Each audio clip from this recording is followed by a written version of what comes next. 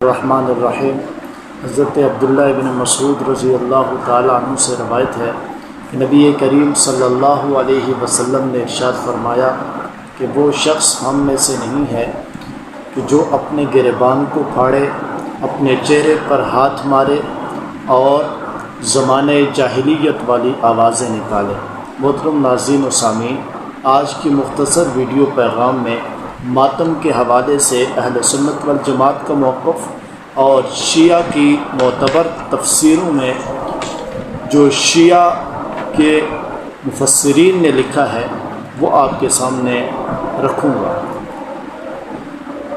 اہل سنت والجماعت کا نظریہ اور عقیدہ یہی ہے کہ آنکھوں کے ساتھ تو ماتم کیا جا سکتا ہے، دل میں دکھ محسوس کیا جا سکتا ہے، لیکن ہاتھ اور زبان کے ساتھ اپنے آپ کو مارنا یا چلانا، رونا، اس قسم کے ماتم سے اہل سنت والجماعت کا نظریہ یہ ہے کہ نبی کریم صلی اللہ علیہ وسلم نے منع فرمایا ہے۔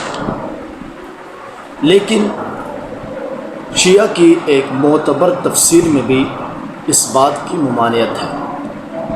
عمدۃ البیان تفسیر ہے اور جلد اس کی 3 ہے اور صفحہ نمبر 24 ہے۔ اس میں لکھتے ہیں کہ رسول اللہ صلی اللہ علیہ وسلم نے فرمایا کہ اللہ تعالیٰ کو 3 آوازیں ناپسند ہیں۔ سب سے پہلے گدھے کی آواز، اس کے بعد کتے کی آواز اور اس کے بعد نوحہ گر عورت، یعنی کہ چلانے والی، نوحہ کرنے والی عورت۔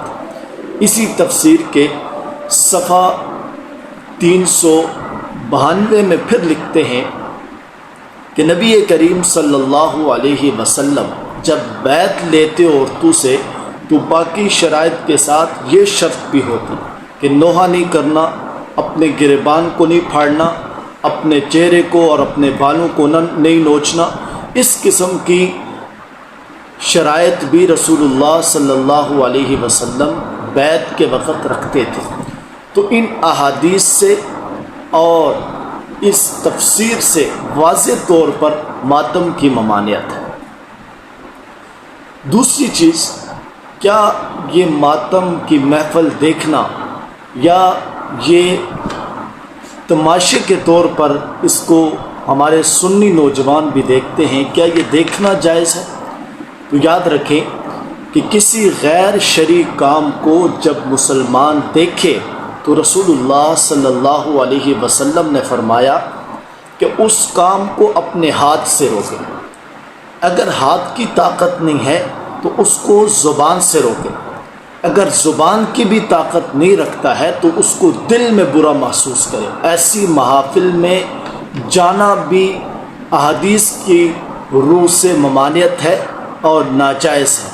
اس لیے ایسی محافل میں شرکت بھی نہیں کرنی چاہیے، تماشے کے طور پر ان لوگوں کو بھی نہیں دیکھنا چاہیے۔ دوسری چیز، ان محافل میں حضرت ابوبکر صدیق، حضرت فاروق اعظم، حضرت عثمان غنی اور امہات المومنین بنات الرسول کی توہین کی جاتی ہے۔ تو ان محافل میں جانے سے گریز کریں۔ اللہ تعالیٰ سے دعا ہے کہ ہمیں عمل کرنے کی توفیق عطا فرمائے۔